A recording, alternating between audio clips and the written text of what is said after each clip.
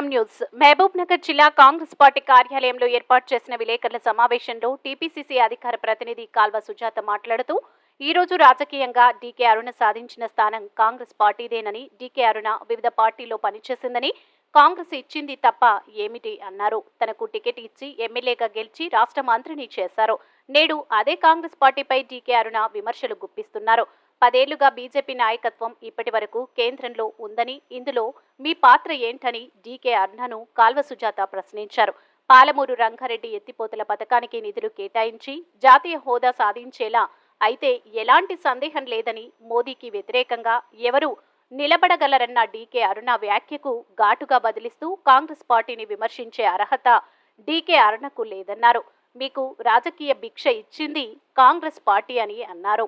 AICC ఆదేశాల మేరకు, PCC ఆదేశాల మేరకు మరి పార్లమెంటు స్థాయిలో ఎన్నికల వరకు మరి మీడియా బాధ్యతను అంటే మీడియా సమావేశాల బాధ్యతను మా ఇద్దరికి, జహీర్ గారికి నాకు అప్పచెప్పినందుకు ముందుగా కాంగ్రెస్ కమిటీకి అందరికీ కూడా ధన్యవాదాలు తెలియజేస్తూ, మరి ఈరోజు ముఖ్యంగా మహబూబ్ నగర్ పార్లమెంటు సమావేశంలో మహబూబ్ నగర్ టౌన్లో మీ అందరితో ఈరోజు మీడియా సమావేశంలో పాల్గొంటూ ఇక్కడ జరిగినటువంటి నిన్న మొన్న కొన్ని విషయాల గురించి మాట్లాడదామని మీ ముందుకు రావడం జరిగింది. మరి నిన్న మొన్న అరుణమ్మ మరి తన బీజేపీ యాత్రలో భాగంగా మాట్లాడింది.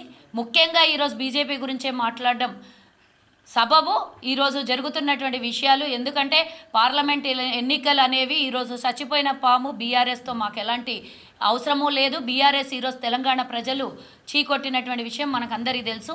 ఈరోజు కేంద్రంలో జరుగుతున్నటువంటి పార్లమెంట్ ఎన్నికల్లో కాంగ్రెస్ వర్సెస్ బీజేపీ, ఇదే ముఖ్యంగా మనం చూడాల్సినటువంటి అవసరం ఉన్నది. ఎందుకంటే కేంద్రంలో బీజేపీ అధికారంలో ఉంది. రేపు పొద్దున కాంగ్రెస్ అధికారంలో రావడానికి, రాహుల్ గాంధీ గారు ప్రధానమంత్రిగా కావడానికి కాంగ్రెస్ పార్టీ తెలంగాణ నుంచి పూర్తి స్థాయిలో సన్నద్ధమవుతోంది.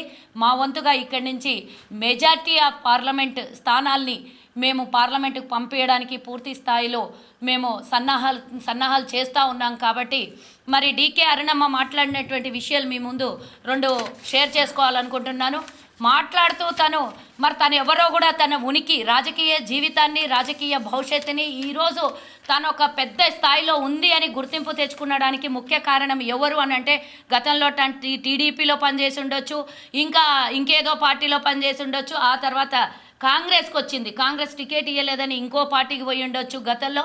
మరి కాంగ్రెస్ టికెట్ ఇచ్చిన తర్వాత కాంగ్రెస్ మంత్రిని చేసి ఈరోజు రాజకీయ భవిష్యత్తుని ఇంతమంది ముందర ఆమె ఒక ఉమ్మడి ఆంధ్రప్రదేశ్లో మంత్రిగా ఒక మహిళగా ఇచ్చింది స్థానం అంటే అది కాంగ్రెసే. రాజశేఖర్ రెడ్డి గారు ఇచ్చినటువంటి భిక్ష అనే మనం అనుకోవాల్సినటువంటి అవసరం. రాజకీయ భిక్ష ఇచ్చింది కాంగ్రెస్, అది గుర్తుంచుకో అరుణమ్మ.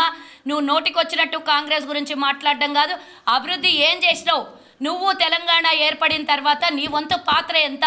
నువ్వు బీజేపీలోకి 2018 ఎన్నికలు కాంగ్రెస్ టికెట్ ఇస్తే ఓడిపోయిన తర్వాత నువ్వు బీజేపీలోకి పోయిన తర్వాత పార్లమెంట్లో మళ్ళీ పోటీ చేసి పార్లమెంట్లో ఈరోజు బీజేపీ పార్టీకి మరి వైస్ ప్రెసిడెంట్గానో ఇంకేమన్నా ఉండొచ్చు, నాకు సంబంధం లేదు. కానీ ఈరోజు బీజేపీ పార్టీలో నువ్వు ఉన్నత స్థానంలో ఉన్నావని నువ్వు చెప్పుకుంటావు కదా తల్లి.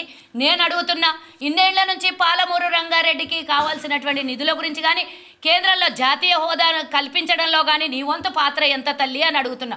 ఈరోజు నువ్వు పెద్ద పెద్ద మాటలు మాట్లాడుతున్నావు కదా, ఆ పెద్ద పెద్ద మాటల్లో నీ వంతు భాగస్వామ్యం ఎంత? మరి ఏదో ఈరోజు ఎన్నికలు వచ్చినాయని ఎన్నికల ప్రచారంలో భాగంగా నువ్వు బీఆర్ఎస్తో ములాఖాత్ అయ్యి మొన్న కాంగ్రెస్ అభ్యర్థిని ఓడగొట్టిన విషయం మర్చిపోవద్దమ్మా. అంతేకాకుండా ఈరోజు కూడా స్టిల్ నౌ మీరు వాళ్ళు కలిసే ఉన్నారు, అందులో ఎలాంటి సందేహం లేదు. కేసీఆర్ చేసిన అవినీతిలో మీరు ఎంతవరకు ఎండగట్టినరు, ఎంతవరకు కేంద్రంతో కొట్లాడి సిబిఐ ఈడీలతో మీరు చర్యలు తీసుకునేటట్టుగా మరి కేసీఆర్ని అరెస్ట్ చేయడానికి కానీ కేసీఆర్ మీద విచారణ జరపడానికి నీ వంతు పాత్ర ఎంతనో తెలంగాణ చెప్పాల్సినటువంటి అవసరం ఉన్నది. నిన్న మాట్లాడుతూ ఆమె అన్నది, కేంద్రంలో మరోసారి మోదీ రావాలే, మోదీకి పోటీ ఎవరున్నారు, మోదీ కన్నా మించిన నాయకుడు ఎవరున్నారు, రాహుల్ గాంధీ గారిది అంత స్థాయి అంటున్నావు.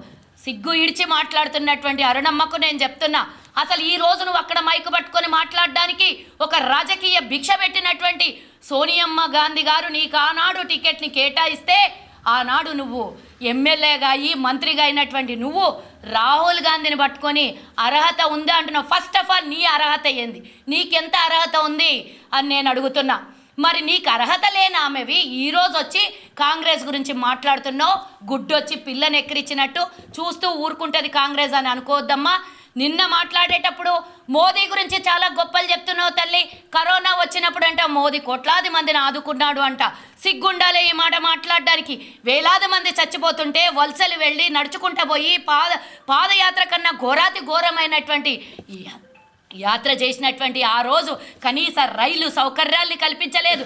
కనీసం వాళ్ళకు ముందస్తుగా మరి లాక్డౌన్ చేస్తున్నామని కూలీలకి కార్మికులకి ఏమాత్రం చెప్పకుండా బంద్కు ప్రకటించేసి కర్ఫ్యూ పెట్టినట్ల పెట్టి ప్రజల ప్రాణాలతో అడుకున్నోళ్ళు ఆక్సిజన్ కూడా అందకుండా చేసినటువంటి సందర్భంలో కాంగ్రెస్ కార్యకర్తలు ఒక్కొక్క జవాన్ లాగా పనిచేసి ఆనాడు సొంత డబ్బుని ఖర్చు పెట్టుకొని ఎంతోమంది ప్రజల్ని కాపాడినరు తల్లి. మర్చిపోయినావు. నీ వంతు ఏం చేసినావు? పాలమూరు బిడ్డగా నీ వంతు ఆనాడు కరోనాలు నువ్వేం చేసినావు?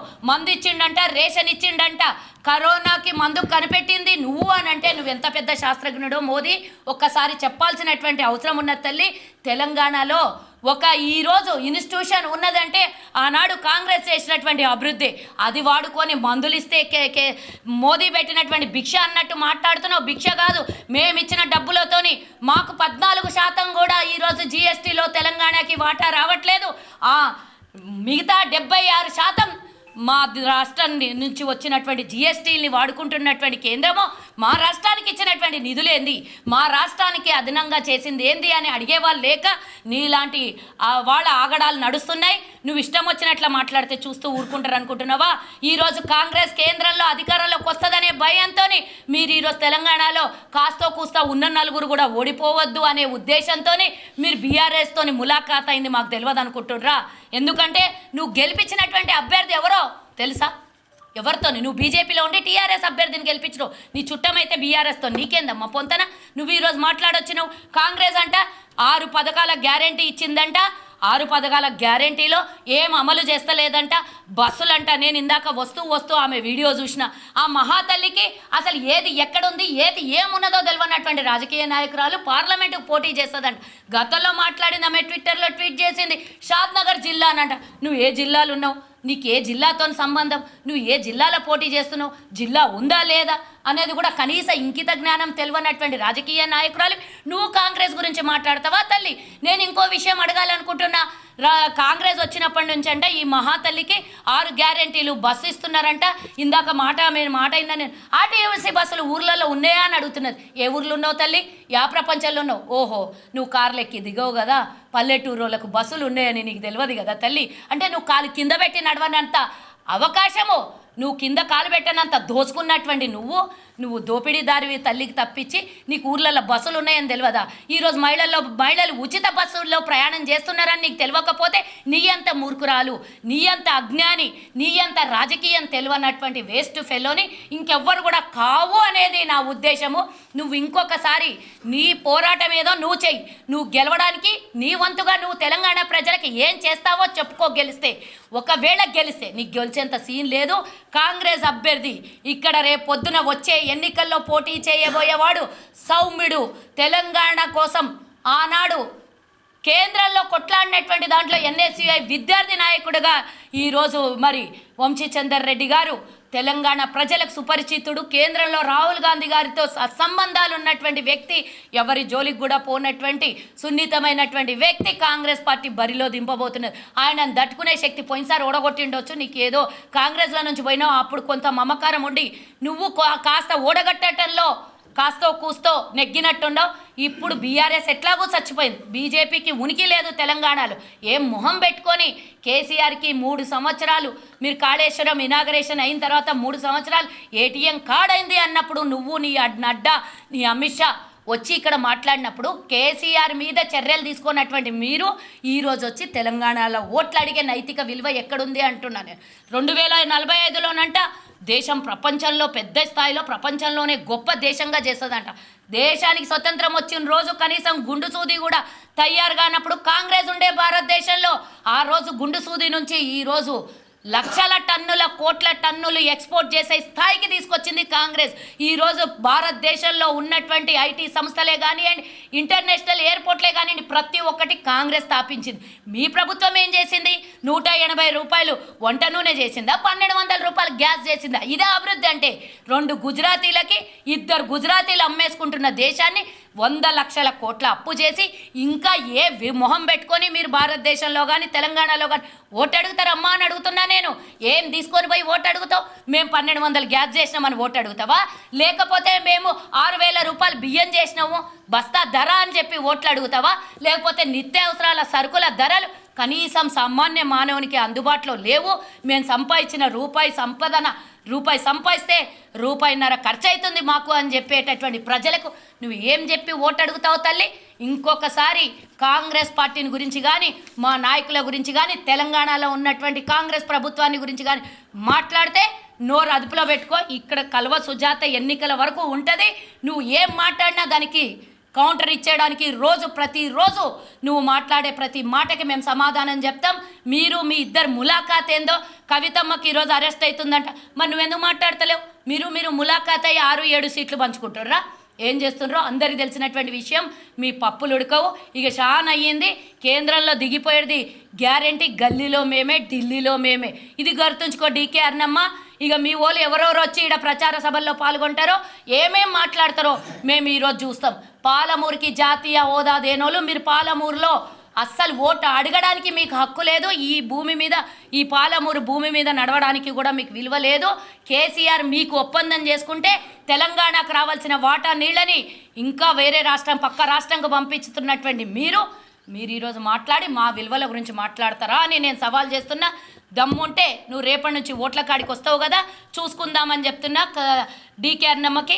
అలాగే ఈరోజు ఈ మీడియా సమావేశంలో పాల్గొన్నటువంటి నా సోదరులు, మరి ST cell, SC cell, minority, NSUI, మరి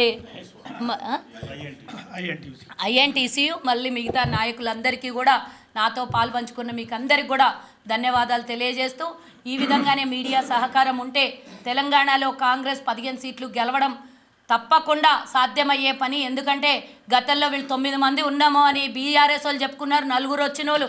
కనీసం తెలంగాణకి ఇచ్చినటువంటి ఆనాటి తెలంగాణ ఒప్పందం ప్రకారం ఇచ్చినటువంటి ఒక్కటి కూడా హామీల్ని నెరవేర్చినటువంటి వీళ్ళు ఈరోజు ఉన్న 4 సీట్లు కూడా పోవడం ఖాయము. అవి కూడా మా కోటాలోనే పడతాయని నేను తెలియజేస్తూ జహీర్ గారిని మాట్లాడవలసిందిగా కోరుతున్నాను.